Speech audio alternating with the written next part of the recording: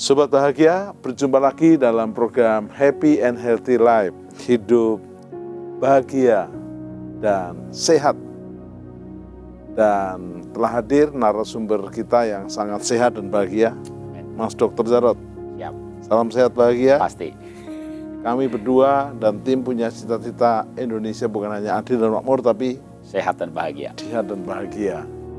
Puji nama Tuhan. Mari kita akan membahas hari ini tema yang lagi viral, dicari semua orang, termasuk kami berdua juga, yaitu manula yang sehat dan bahagia.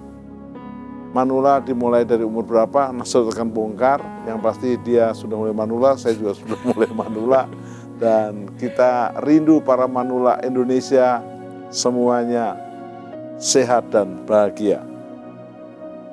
Tapi supaya seru, kita akan sama-sama menyanyikan sebuah nyanyian supaya kita yakin musim boleh berganti, tapi pertolongan Tuhan dari surga tetap nyata atas kita. Semusim berlalu.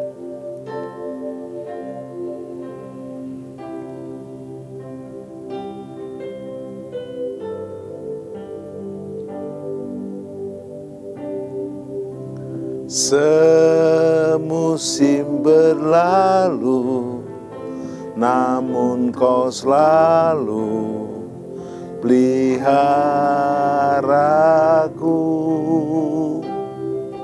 Kasih dan setiamu tak pernah layu di hidupku.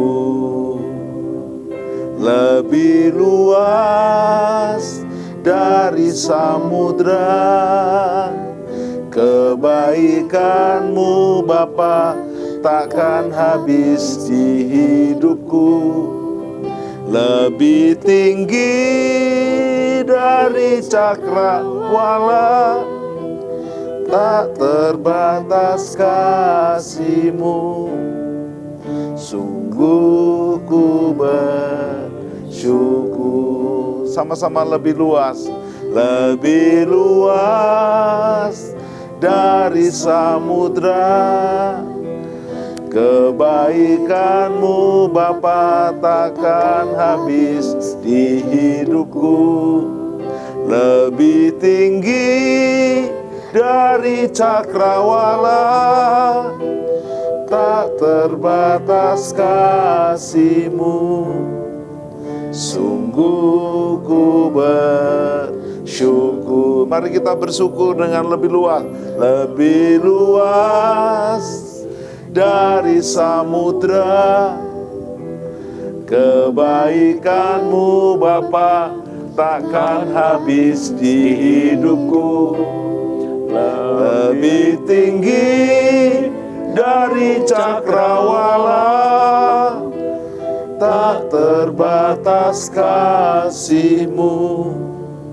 Sungguh ku bersyukur. Sungguh ku bersyukur. Sungguh ku bersyukur.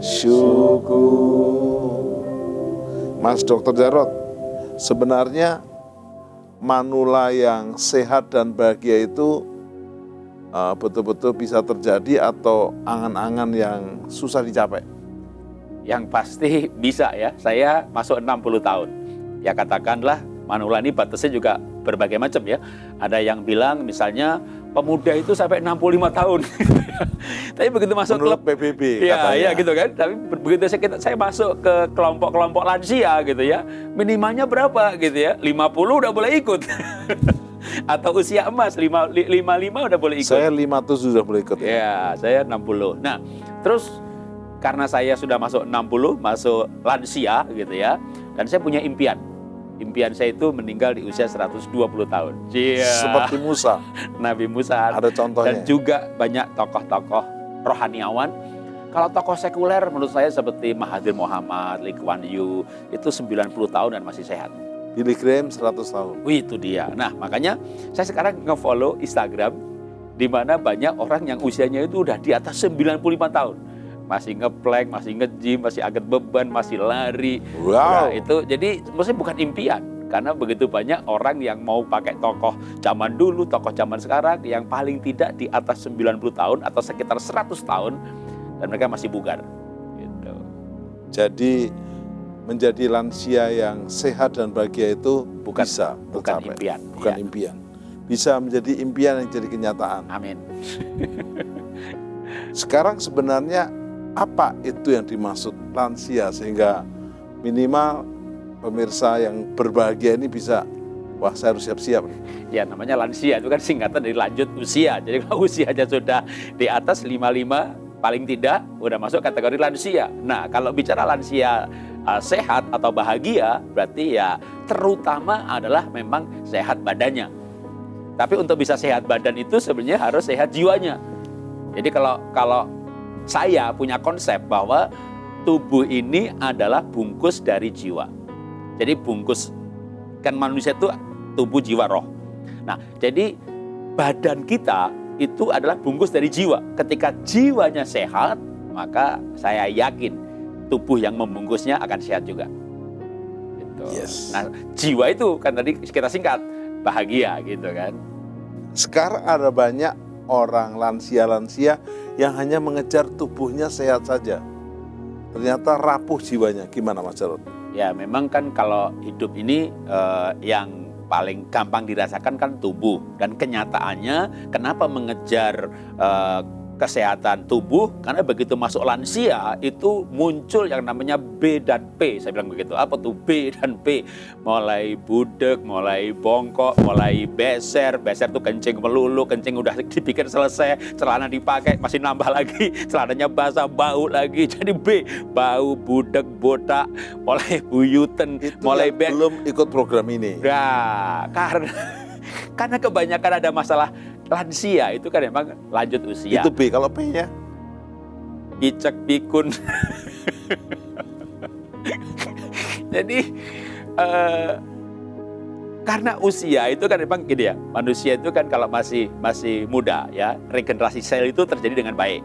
Sehingga sel yang rusak maka diganti oleh sel baru. Maka tidak terjadi penuaan, malah masa pertumbuhan ya bertambah besar, bertambah tinggi. Nah, ketika mulai umur, laju regenerasi sel, pergantian sel baru melambat, maka mulailah penuaan. Sehingga begitu masuk lansia, badannya mulai sakit semuanya. Maka wajar apabila yang dikejar itu ya tentunya mengejar kesehatan. Sehingga ada yang berkata di dalam tubuh yang sehat terdapat jiwa yang sehat. Ya itu ya ada benernya gitu kan. Orang kalau badannya sehat kan seneng. Tapi dalam konsep yang saya pelajari malah dibalik.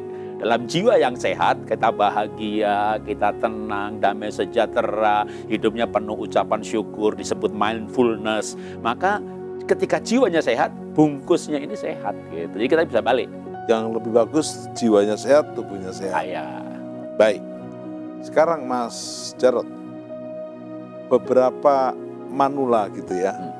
Ada yang memasuki dengan happy. Saya sekarang MC ngomong cucu misalnya. Oh, ya. Selamat juga untuk Mas Jarod yang baru ngomong cucu. Baru punya cucu. Iya, luar biasa. Lalu ada orang musim manula yang dengan susah. Iya, manula. Kan harusnya dia siap menyongsong manulanya dengan sukacita. Udah sukses, udah berhasil, punya cucu. Tapi ada yang kebalikannya. Gimana Mas Jarod? Ya, begini. Pola pikirnya tuh. Dari segi memang ini saya ambil ilmunya Jack Ma aja ya gampang. Yang semua orang tahu Jack Ma di muka bumi inilah gitu ya. Umur 20-30 tahun cari bos yang baik. Bukan cari gaji yang tinggi, bos yang baik, yang hebat. Kenapa? Belajar dari hidupnya. Usia 30-40 kerjakan segala hal, coba-coba. Usia 40 mulai fokus, apa yang berhasil kerjakan habis-habisan. 20 tahun nabung. Usia 60 kata Jack Ma pensiun. Dalam bisnis pun bantu orang lain, support orang lain, dorong orang lain. Nah, ketika kita menjalani usia 60 sudah tidak banyak stres karena memegang tanggung jawab yang langsung, tapi lebih banyak misalnya mendorong anak sukses, anak buah sukses. Lalu kita lebih fokus pada apa? Pada cucu, pada hobi, pada berbagi, bikin orang lain sehat, bikin orang lain bahagia, bikin orang lain menemukan hidup. Nah, kalau saya sekarang ya bikin program ini, gitu kan. Ini kan merasa ini bukan soal uangnya berapa gitu. Tapi ini gimana kita bisa berbagi kepada bangsa Indonesia lewat program ini supaya mereka pada sehat. Kalau mereka sehat, nah, berbagi ini membuat kita punya rasa berarti. Artinya jiwanya sehat. Nah, itu yang bikin nanti tubuhnya juga sehat. Yes. Apa saran Mas Jarod untuk mereka yang mulai sedih? Ya, saya mulai termasuk lansia, supaya mereka nggak melanjutkannya dengan kesedihan. Dulu waktu kecil senang tambah umur, tambah senang umur, aduh tambah cepat dewasa. Sekarang setelah tambah tua, tambah umur, tambah sedih. Karena tambah umur berarti kurang kesempatan untuk hidup. Ya, yang pertama kesedihan atau stres itu dipicu karena tidak ada peran. Makanya orang begitu pensiun, kebanyakan penyakitnya datang, proses penuaan menjadi cepat sekali, rambutnya rontok atau putih, pokoknya tanda-tanda penuaannya makin cepat. Kenapa? Karena tidak berperan. Maka saran saya, supaya bahagia, tidak larut di dalam kesedihan, ambillah peran. Mau peran di tetangga, di RT, di lingkungan, untuk berbuat sesuatu, berkontribusi, sehingga merasa berarti. Itu akan membuat kita sibuk dengan kebahagiaan, sibuk dengan sesuatu yang berarti dengan cara tetap berperan. Yang kedua, apa yang paling ditakutkan oleh lansia? Ya tentu namanya makin tua, makin mendekati kematian gitu kan. Maka udah waktu masih muda cari kenikmatan, udah tambah besar cari kekayaan sukses. Kalau sudah tua cari sorga. Dalam arti makin hari ini kita Mendekatkan diri kepada Tuhan. Gitu. Dekat Tuhan, karena namanya makin tua kan kematian makin dekat gitu loh. Jadi di dalam kedekatan dengan Tuhan, ya apapun agamanya, di Indonesia ini kan ada Pancasila dengan berbagai macam agama. Makin dekat dengan Tuhan, Anda siap menghadapi kematian. Jadi ketika orang tidak takut mati, percaya saya, malah nggak mati-mati. Justru yang takut mati akan takut mati duluan. Jadi dalam kedekatan dengan Tuhan, kematian bukan hal yang menakutkan. Nah ini kan yang paling bikin ya stres karena nggak berarti tadi, maka berperanlah. Sedih karena takut menghadapi kematian, dekat sama Tuhan. Nah berikutnya lagi adalah orang stres, kesepian karena nggak ada kegiatan. Kegiatan yang paling gampang apa? Hobi. Kembali kepada hobi-hobi yang dulu punya impian-impian. Kayak saya hobinya ngelukis, sekarang saya mulai ngelukis lagi. Gitu. Menghasilkan lagi. Pelaku lagi. Tambah bahagia lagi. Yang nggak boleh hobinya judi. Nah gitu. itu dia. Selingkuh. Itu bukan hobi ya? Dosa. Jadi jangan bikin dosa, Ya. jangan hobi yang salah, Ya. judi, terus mabuk, Oke. jangan. Tapi yang positif. Yes. Nah, mulai sekarang, saya mau tanya, mulai kapan yang namanya seorang Jarod nih, Mas Jarod ini mulai tertarik belajar tentang manula? Nah, bagus. Ya, kalau bicara kesehatan, dari dulu saya tertarik kesehatan. Tapi berbicara manula, ya terutama ketika saya mendekati usia 60. Itu saya mulai, wah ini saya harus mulai memperhatikan apa yang harus saya lakukan ketika memasuki usia 60. Nah, istri saya 58. Wanita itu biasanya lebih cepat tua, gitu kan. Ya. Lebih cepat dewasa juga. Makanya saya 60 dan istri 58 tuh hampir sama kayak orang yang 60 tahun. Nah, makin dipicu lagi ketika istri saya itu mulai sakit secara fisik. Ya. Yaitu sakit lutut.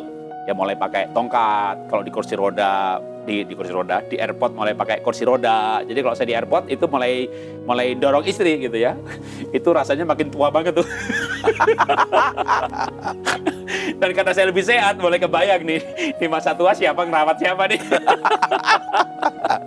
Jadi, aduh, masa usia 60, istri 58, saya dorong dia di kursi roda. Karena dia sakit lutut. Kalau di bandara? Dia di bandara, di bandara, dorong dia kursi roda, di rumah dia pakai tongkat. Lalu ya anak-anak mulai bilang, udah papa, mama bawa ke rumah sakit, di MRI. Waktu di MRI ketahuan nih, lututnya meniskusnya robek.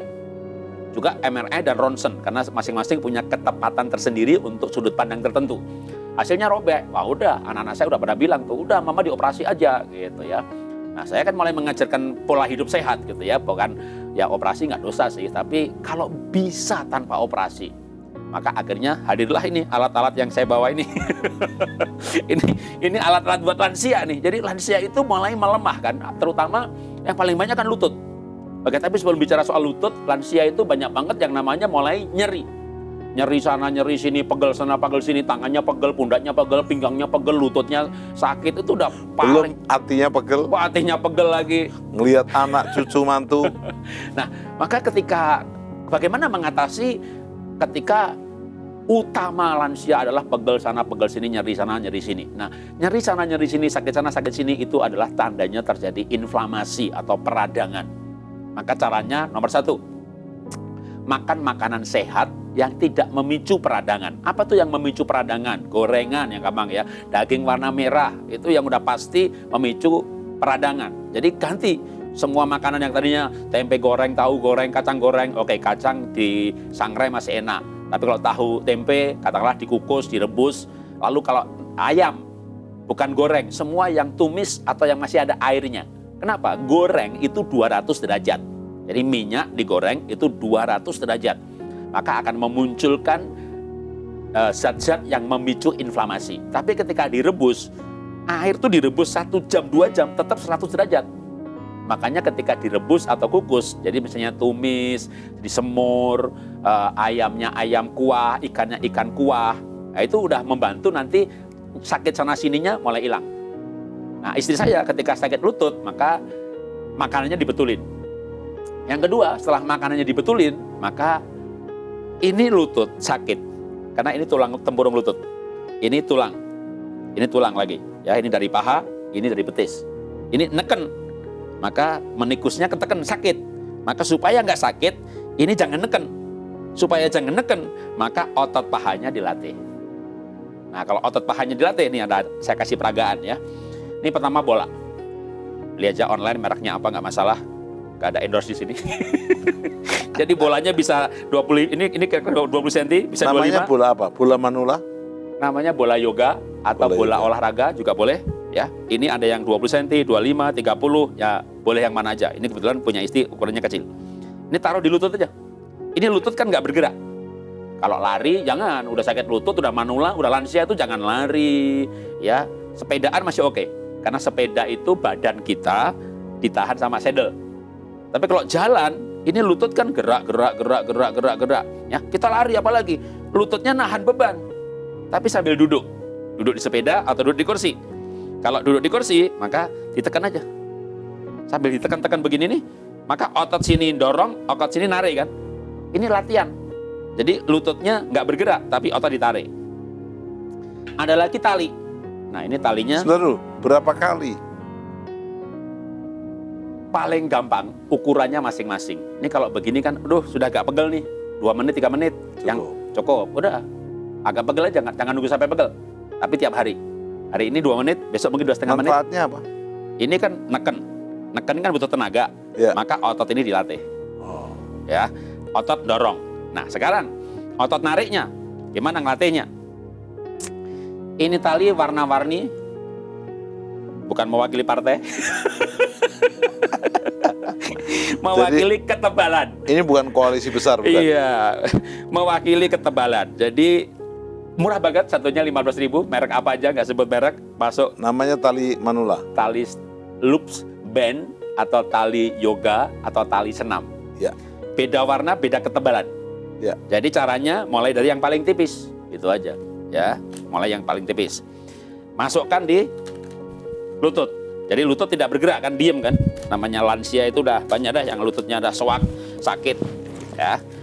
Mulai dari yang paling tipis. Kalau tadi bola ditekan, maka ini ditarik. Gitu. Ditarik, udah gitu aja.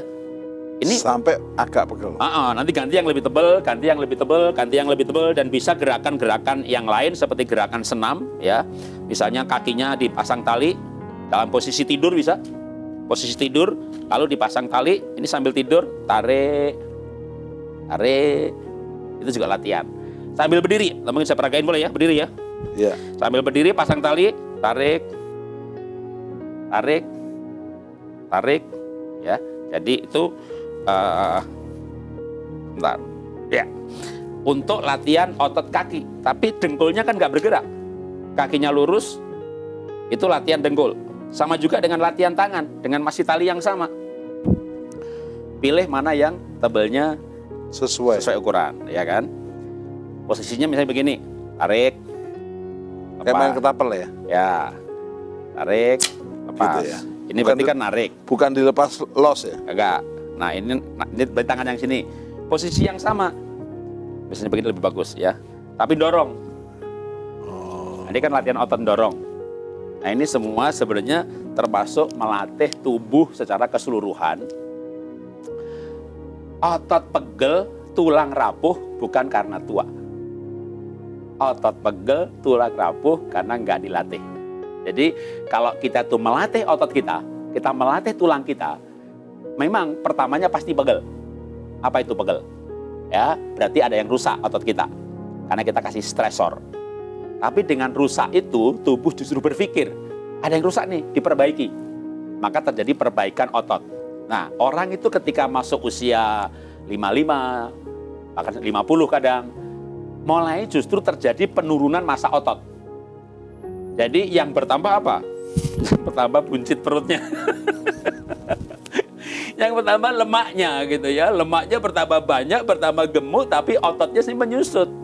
Nah secara kesehatan berturunnya otot 1% itu kayak bisa berturunnya fungsi sebanyak 3%. Maka otot ini harus dilatih. Tapi melatihnya lansia bukan angkat beban yang berat, bukan lari, bukan push up. Dimulai dengan yang ini kan gampang nih, cuma tarik, buanglah sambil duduk, sambil nonton televisi, kita tarik tangan, ya kan. Tapi yang pasti kalau soal lutut tadi, maka lututnya dikuatin. Nah itu sudah melatih otot. Pokoknya gampangnya agak pegel dikit, udah berhenti aja. Sampai nanti lebih kuat lagi. Nah ini beban punya istri saya nih, maka warnanya pink. Waktu istri saya sakit lutut. Jadi kayak gerakan tadi, yang kakinya diangkat, kakinya ke samping, bisa pakai tali, bisa juga dikasih beban. Ini setengah kilo. Ini setengah kilo, yang ini 1 kilo. Taruh pasang di sini. Baru kaki kayak senam, kaki ke depan, kaki ke samping. Gerakan yang sama, maka itu melatih otot paha. Nah, menariknya berapa lama? Tentu ya tidak bisa cepat ya. Kalau sakit diobati langsung hilang. Tapi waktu istri saya sakit lutut, seberapa parah sih dia sakitnya? Kondisi terparahnya dia lagi ceramah, lalu duduk, nggak bisa berdiri. Jadi ketika istri saya sakit lutut, itu sampai nggak sanggup berdiri saking sakitnya. Makanya waktu MRI dan ronsen ketahuan meniskusnya robek.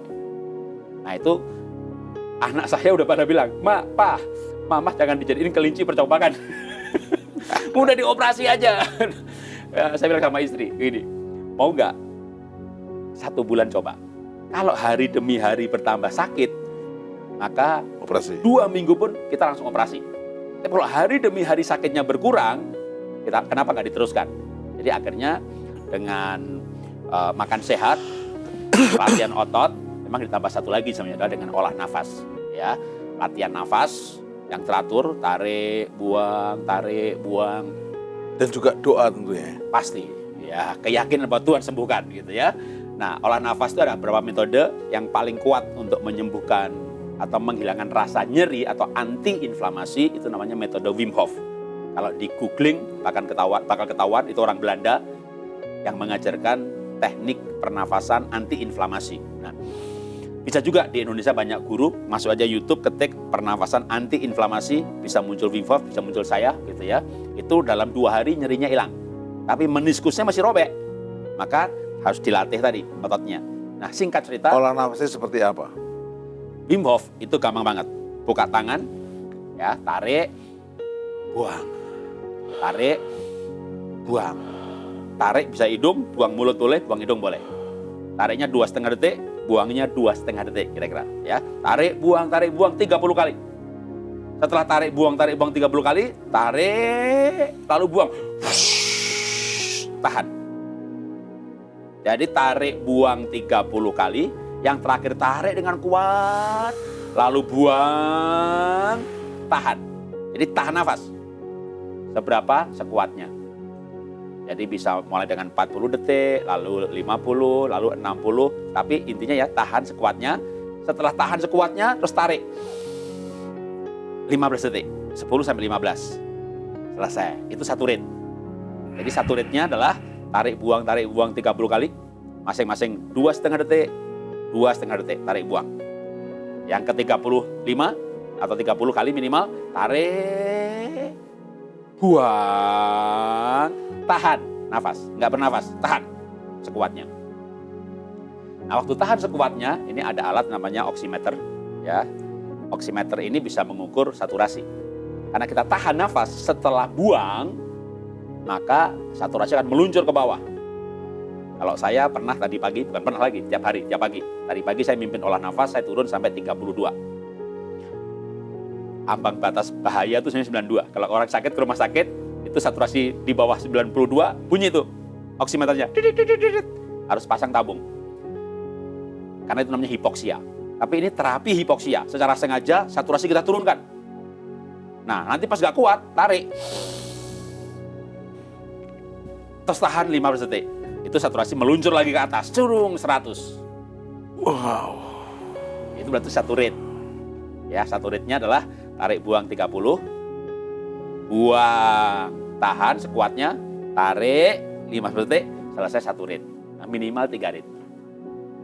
Ya, nah 3 rate itu bisa pertamanya 40 detik tahan, lalu 50, lalu 60. Atau sekuatnya. Dalam waktu 2 hari, saya berani jamin nyerinya hilang. Nah, kenapa? Karena dalam penelitian, jurnalnya juga ada, teknik terapi hipoksia ini memicu meningkatnya yang namanya interleukin 10. Protein kompleks anti-inflamasi, anti peradangan, sehingga nyerinya hilang. Jadi nyeri itu bisa diatasi dengan apa?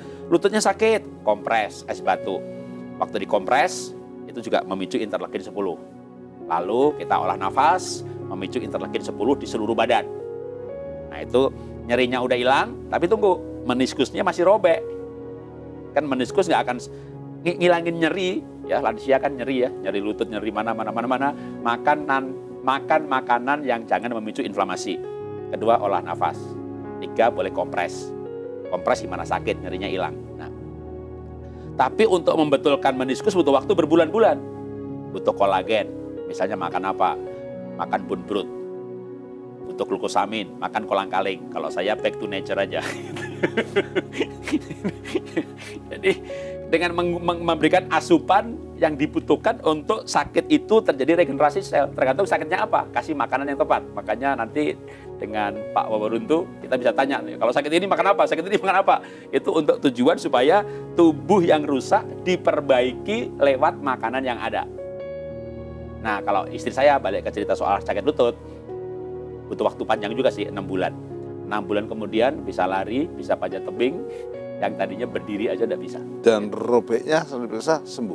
Jadi robeknya itu butuh waktu pelan. Jadi ketika di ronsen itu robeknya makin bagus, tapi tidak sakitnya itu sebenarnya karena ototnya yang kuat. Jadi sekali lagi, katakanlah ini tempurung lutut, ini tulang paha, ini tulang betis. Ini kan neken nih, karena ototnya kuat, ini nggak neken lagi. Jadi ketika menikusnya masih robek, tapi nggak sakit, karena nggak ketekan. Nggak ketekan karena ototnya kuat. Nah, pelan-pelan butuh waktu itu berbulan-bulan. Sekarang udah hampir setahun ya. Mudah-mudahan nanti kalau ronsen lagi ketahuan memang meniskusnya yang dikatakan tidak bisa balik karena aus. Ini kan sakitnya usia. Jadi kalau teman-teman Bapak Ibu pemirsa para lansia ini kan sakitnya lansia itu karena keausan organ tubuh kan. Jadi organ tubuh yang aus ini baliknya akan lama sekali, tapi pasti bisa, masih ada, masih bisa. Butuh waktu panjang sehingga buktinya nanti ya kalau mau ronsen lagi bisa, tapi ketika jalan udah nggak sakit lagi. Yes. Mas Jarod, semakin seru. Supaya tambah seru kita akan menyanyi dulu. Nyanyi lagi. Lansia yang bahagia dan sehat juga jangan lupa menyanyi. Yes, hati gembira obat manjur. Iya, tapi lagunya juga jangan salah. Oke. Jangan lagu putus asa. Misalnya lagunya pulangkan saja aku pada Bapakku. Kan susah. Apalagi pulangkan ke Tuhan toh. Mati saja. Atau nyanyian lain yang membuat putus asa, jangan. Sebaiknya nyanyian yang menguatkan iman. Menguatkan iman. Tuhan tidak pernah janji langit selalu biru. Tuhan tidak berjanji jalan selalu rata. Tapi Tuhan berjanji memberi kita kekuatan dan kemenangan. Tuhan tak pernah janji langit selalu biru, tetapi Dia berjanji selalu menyertai. Tuhan tak pernah janji jalan selalu rata, tetapi Dia berjanji berikan kekuatan. Jangan pernah menyerah, jangan berputus asa. Mujizat Tuhan ada saat hati menyembah. Jangan pernah menyerah, jangan berputus asa.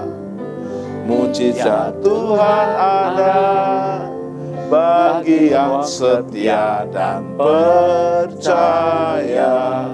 Jangan pernah menyerah, jangan pernah menyerah, jangan berputus asa.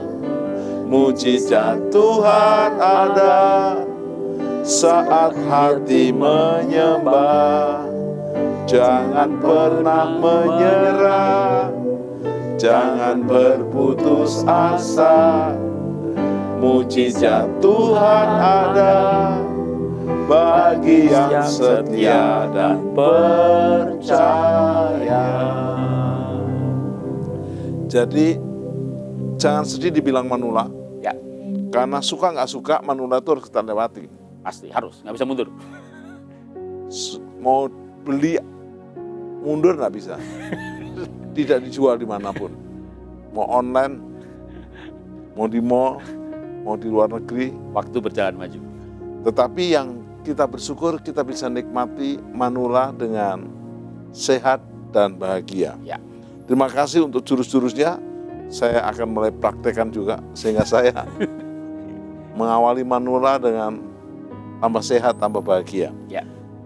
Mas Jarod, semua latihan tadi yang dilakukan, kalau kita lakukan sendiri lalu kita salah latihan, bisa ada efek samping negatif atau tidak, atau kita nunggu ada panduan atau pelatihan yang bersama-sama.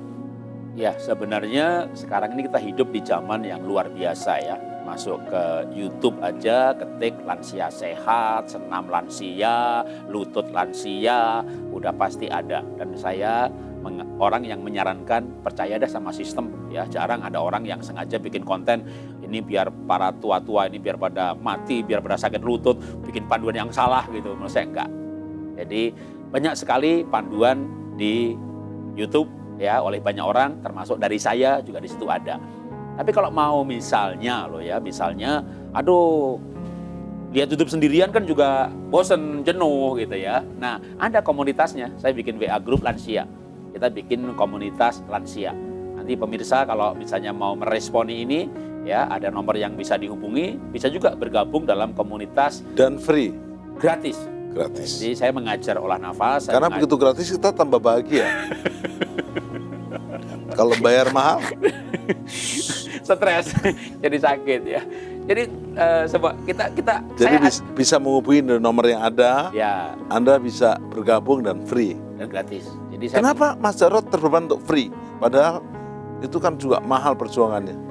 ya jadi saya mengajarkan olah hati, olah pikir, olah rasa, olah nafas, ngajari body stretching setiap pagi Senin sampai Jumat jam 5.30 sampai jam 5.30 mulai Zoom ya, lewat Zoom online. Tiap hari. Itu gratis. Tiap hari Senin sampai Jumat. Lalu ada webinar-webinarnya juga gratis. Kenapa? Kenapa saya mau mengajarkan gratis? Sekali lagi saya masuk lansia. Sebagai lansia ini harus bahagia. Bahagia kan nggak ada yang jual. Beli dong obat bahagia. Bahagianya dengan membagi secara gratis. Kebahagiaan yang ada dari dalam muncul, yaitu ketika orang itu berarti, orang itu berguna, orang itu dibutuhkan. Kebahagiaan yang misalnya gini, kebaikan yang bukan nge-branding ya. Contohnya, yuk kita bagi-bagi nasi, bagi-bagi apa, terus lalu dipotretin, dipoto, diupload. Ya sebenarnya nggak apa-apa, itu pun nggak apa-apa ya, asal baginya itu tulus. Tapi kalau tujuannya ini pengen nge-branding, ya. Lalu waktu diupload nih, dikomentarin. Marah. Begitu dikomentari marah, nah malah tadi stres, jadi sakit gitu ya. Nah itu namanya ketulusannya diuji. Nah kalau saya memang betul-betul pengen sehat, dan saya tahu sehat itu ketika bahagia. Tapi bagaimana bahagia kalau berarti dibutuhkan dan berguna. Maka sebenarnya saya memberikan kelas lansia sehat gratis, juga olah nafas gratis itu supaya saya masuk usia 60 sampai nanti mudah-mudahan 120. Itu sehat terus. Kenapa? Karena berguna gitu. Jadi sebenarnya juga orang baik itu tidak baik-baik banget istilahnya. Pacar baik banget kasih gratis, nggak baik-baik banget. Kenapa? Karena waktu saya kasih gratis itu kan saya bahagia. Waktu saya bahagia saya sehat. Jadi kan sebenarnya juga nggak baik-baik banget. Di samping memang Tuhan sudah sangat baik sama saya. Ya, betul. Banyak ditolong. Istri bisa sembuh tanpa obat, lutut nggak jadi operasi. Rumah kebakar tetap. Betul, saya sendiri kalau bicara kesehatan misalnya ya, saya sendiri sebagai orang yang diabetes bisa lepas obat, saya lepas insulin dengan lewat pola hidup yang saya jalani. Lalu ya saya mau mengajarkan ini. Waktu COVID kena Delta sudah mau mati. COVID tapi istri kena, anak kena, pembantu sakit semuanya, saya sendirian sehat. Itu kan bentuk pertolongan Tuhan atau pemeliharaan Tuhan. Nah, saya mengalami hal itu lalu ya apa dong balas budinya kan gitu kan. Ya balas budinya ya berbagi kepada orang lain. Rumah terbakar ludes, habis tetap sehat. Tetap sehat. Dan bisa ketawa. Iya betul. Luar biasa. Dan waktu diperiksa di umur biologis, coba jelaskan. Ya, jadi saya masuk usia 60. Ya. Tapi saya rajin sekali yang namanya tes kesehatan. Ya dulunya ke dokter ya. Tapi tak lihat dokternya, loh ini alatnya namanya timbangan digital. Ya mereknya apa aja bisa di googling ya. Itu kita ditimbang, kita pegang sesuatu kayak ini ya, lalu muncullah gitu ya, visceral fatnya berapa, massa otot berapa, tulangnya berapa, kadar air berapa, dari semuanya indikator kebugaran. Jadi indikator tadi visceral fat, otot, lemak, protein, air, lalu ada kesimpulannya umur biologisnya berapa, umur kebugaran ya. Pertama istri sama anak. Ya, jadi bicara mungkin mengenai umur kebugaran dulu. Ya. Umur kebugaran atau usia biologis ini tidak mewakili misalnya kondisi ginjal atau paru-paru. Jadi misalnya orang dites usianya misalnya 50, lalu dites usia biologisnya 30, besok mati gitu ya. Loh ini berarti bohong nih. Enggak, karena itu usia kebugaran itu mewakili indikator-indikator yang berhubungan dengan kebugaran. Tidak mewakili kondisi organ tubuh. Nah, saya itu rajin dari tahun 2009 sebenarnya tes seperti ini. Baru belakangan ini masuk usia 59 sebenarnya saya udah beli alat sendiri, tiap minggu saya ukur. Nah, kalau ceritanya yang sama istri itu tahun 2009 waktu saya diabetes. Ya. Nah, lalu saya pola makan sehat selama setahun, hasilnya di usia saya 47, hasilnya saya umurnya kira-kira 40-an. Bentar dulu, istri dulu yang bilang alatnya rusak tuh. Oh, gitu. Jadi gini. Biar seru. Ini kalau cerita alat seperti ini adanya di mana sih gitu ya? Iya. Pergi aja ke mall.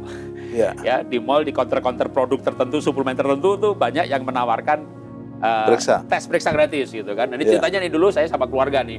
Istri dites kan. Waktu itu saya 46 berarti dia 44 gitu ya. Muncul umur 52. Kaget ya. Anak usia 25 dites 29 gitu. Parah. Jadi kan dia kan coba adanya dites. Nanti begini nih Pak, Bapak lemaknya kebanyakan, minum suplemen ini, Bapak ini minum probiotik ini gitu. Jadi akhirnya istri itu anak bilang begini, ini alat ini sengaja semuanya dituain biar kita beli produknya gitu kan. Kalau saya ngetes ya kan. Di usia 46 waktu itu, 46 47 dah.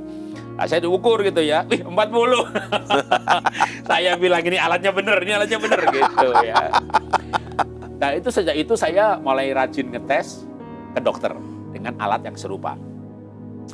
Itu karena saya makan sehat, saya belum pernah punya usia lebih tinggi dari 49 tahun. Jadi ketika usia naik dari 46, 47, saya 46 itu saya 40, lalu 47, 41 gitu ya. Terus sampai akhirnya usia saya melewati 55 itu 49. Nah hari ini atau minggu ini saya tes saya 33 tahun. Jadi usia biologi saya 33 ya kan. Lihat nih slim. Perutnya nggak ada, ya ada sih. Karena saya punya massa otot, massa tulang, perutnya slim, celana ukuran 31, berat badan 61, tinggi 166, semuanya di ideal. Kolesterol 200, asam urat 5,5. Jadi bolehlah jadi narasumber pola hidup sehat. Nanti kalau ada narasumber yang lain, aku bisa jadi host. Tapi saya menjalani hidup sehat ini dengan terukur gitu. Makanya waktu istri sakit tadi, kembali ke soal sakit lutut. Sakit lutut itu sebenarnya mewakili sakit lansia ya. Di mana nyeri sana, bisa nggak di lutut, bisa di pinggang, bisa di pundak, bisa di leher, pegel sana, pegel sini, sama. Makan sehat, olah nafas, karena olah nafas itu sebenarnya sambil bantu olah hati. Latihan otot. Latihan otot, jadi otot itu merusak karena nggak dipakai. Begitu pertama kali dipakai, kita latihan, saya sebutnya body stretching ya, kayak orang yoga, kayak tai chi. Kita putar badan kita, krotok, krotok, krotok. Banyak orang yang takut, Pak, ini badan saya kretek-kretek gitu. Ya engsel lah, ini karena pintu ya, engsel karena dipakai, kerak, kan karatan. Ada kan Mas Jarod, orang kakinya lumpuh, Ya, terus mengecil. ya betul, Karena nggak kepake tuh. nggak kepake. Jadi emang otot pun perlu dipakai. Ketika orang di kursi roda, malah tambah mengecil. Maka kalau toh sakit, ya gimana kalau sakit? Ya tetap latihan. Ya kalau Terapi lah minimal ya. terapi. Jadi misalnya kakinya digerakin kayak tadi, udah mulai digerakin enak, kasih beban dari yang paling tipis, mau kaki, mau tangan. Memang saya tidak menjadi seperti Aderai atau yang lain yang punya otot sampai gede banget gitu ya, tapi paling nggak mengecil. Ya, bahkan ya mulai gedein dikit. Tunjukin nggak apa-apa ya. Ya. Ini kalau misalnya saya iniin, Wow. kan terbentuk ya. Jadi sebenarnya kalau saya tunjukkan nih, semua badan saya bisa dengan digerakkan sedikit aja, nggak sampai banget begitu, langsung terbentuk ototnya. Itu karena ototnya terbentuk. Tapi ini pelan-pelan. Tapi paling tidak saya tidak orang lansia. Masalahnya biasanya itu massa ototnya turun. Nah, saya berat badan saya katakanlah tetap 61 terus, nggak naik. Tapi menariknya komposisinya. Jadi misalnya lemak saya turun, otot saya naik. Nah itu sehingga nanti Jadi kayak Mas Jarod lemaknya berapa? Hah? Lemaknya berapa?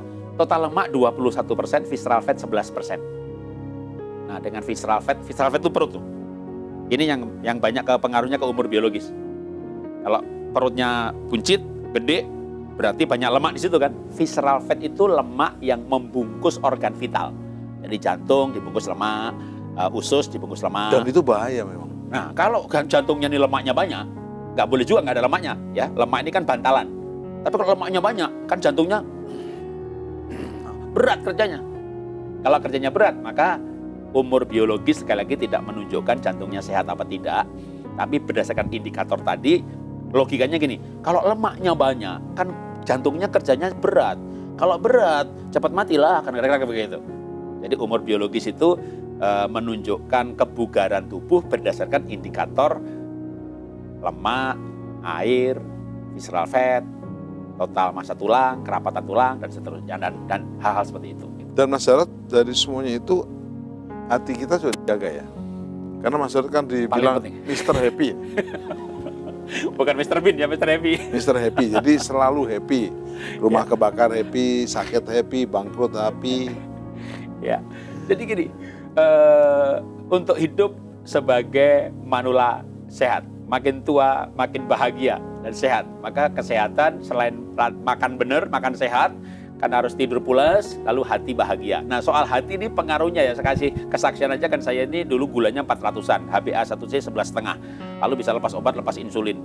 Tapi dalam pengalaman saya, waktu saya udah dietnya bener, tidurnya pulas, makannya nggak salah, olahraga, gula naik loh waktu marah, gula naik loh waktu khawatir, gula naik loh waktu gelisah, gula naik loh waktu sedih melulu gitu ya. Maka banyak orang bilang, kalau sekarang ini ya, Pak Jarod terakhir lucu ya? Enggak. Lucu kok Pak? Enggak. Emang loh, kalau enggak kenapa Pak? Ini lagi terapi. Jadi saya harus lucu. Saya harus ketawa, maksudnya saya harus, lebih tepatnya bukan lucu ya, saya harus bahagia. Bahagia, happy. Saya harus bahagia, harus banyak Dan tertawa. ternyata happy itu bisa dipilih. Yes. Kalau kita banyak tertawa, ya itu gini. Makanya orang berkata, atau Nabi Sulaiman ya berkata, Raja Salomo berkata, hati yang gembira, obat yang manjur. Karena waktu gembira itu ada hormon namanya endorfin. Dan endorfin ini termasuk hormon yang mempengaruhi sistem imun. Gitu. Jadi kita mesti mengambil keputusan ya untuk hidup bahagia. Jadi bahagia itu keputusan. Saya mau hidup bahagia. Kenapa keputusan? Macet, ya udahlah nikmati aja. Mau ngapain lagi? Kalau di jalan macet kan banyak orang stres ya, atau marah ya. Begitu stres itu jalannya terbuka ya. Kan enggak juga.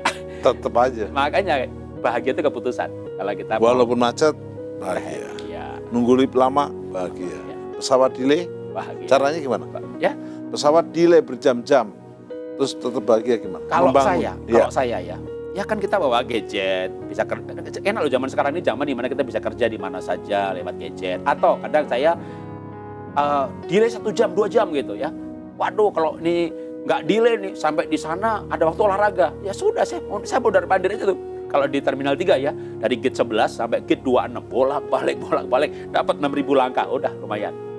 Jadi kita bisa olahraga kapan saja. Rencananya mau nge-gym, rencananya mau renang, rencananya mau sepedaan, pesawatnya delay. Ya, Lakukanlah. sambil nunggu itu aja. Sambil senyum-senyum mondar-mandir. Coba kita nyanyikan lagu Hati yang Gembira adalah obat. Yes. Sambil kita gerak ya. Oke. Hati yang gembira adalah obat yang manjur seperti obat hati yang senang. Tapi semangat yang patah keringkan tulang, tak mau hati yang gembira. Haha. Tuhan senang hati yang gembira Adalah obat yang manjur seperti obat hati yang senang. Tapi semangat yang patah keringkan tulang. tak mau hati yang gembira. Haha.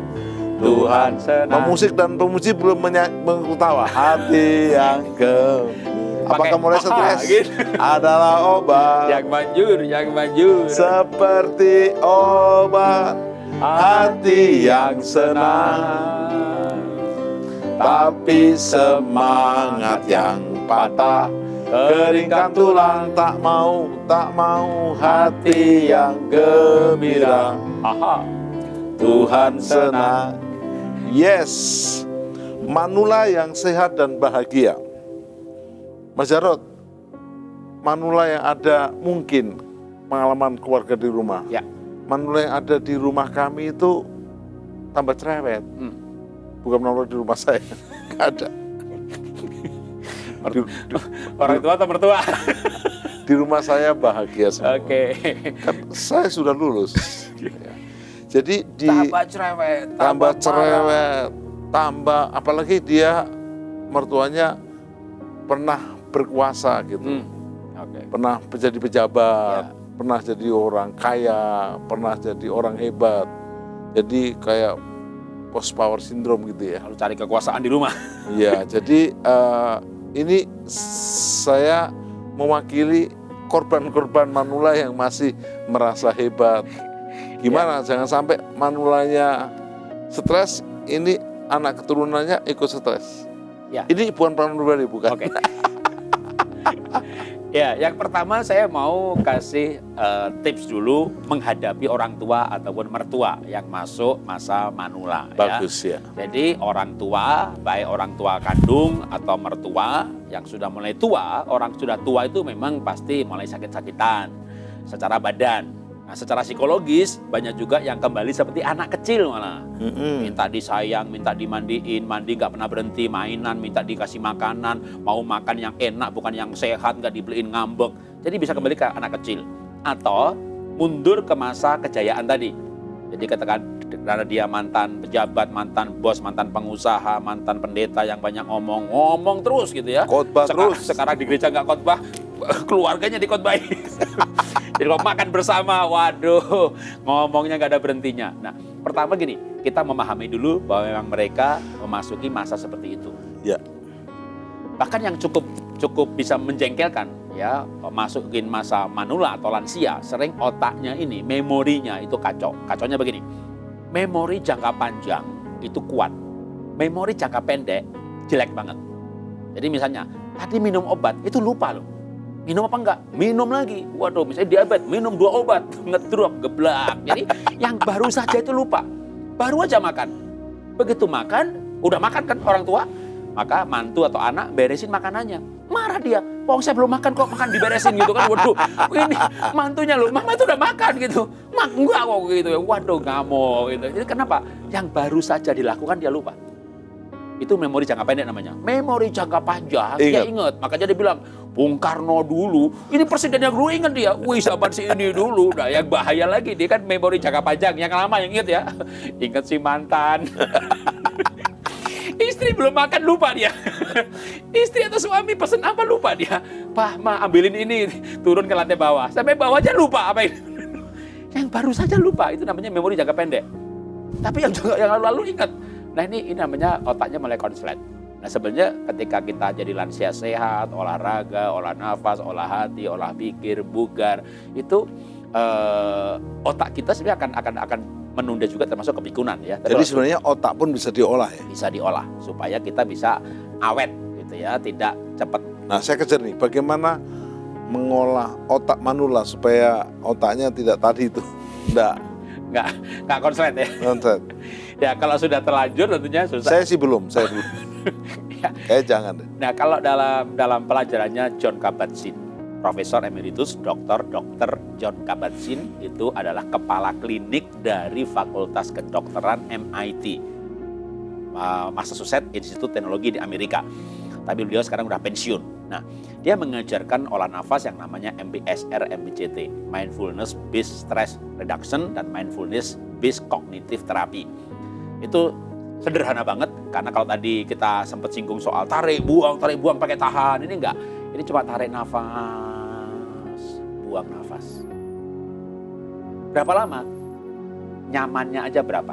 Bisa tarik 4 detik, buang 4 detik. Tarik 5, buang 5. Kalau tarik 6, buang 6. Tarik 12, buang 12. Jadi senyamannya masing-masing. Pelan-pelan. Ya, kenapa? Karena boleh nggak nariknya pakai rokok? Itu bukan olah nafas. Apa? Olah asap. Jadi kita olah nafas namanya water breathing. Jadi jangan olah nafas pakai rokok. Ya, jangan. enggak ya. Jadi tarik nafas pelan-pelan, buang nafas pelan-pelan. Nah, itu namanya olah nafas, MBSR. Nah, MBCT itu kognitif terapi. Jadi yang diterapi kognitifnya, otaknya. Bagaimana cara menerapi otak? Maka saya pakai audio. Nah, audionya itu bisa dengan apa? Dengan lagu. Maka lagu sesuai dengan agamanya masing-masing. Misalnya lansia, pensiun, bangkrut lagi kayak saya, kan khawatir.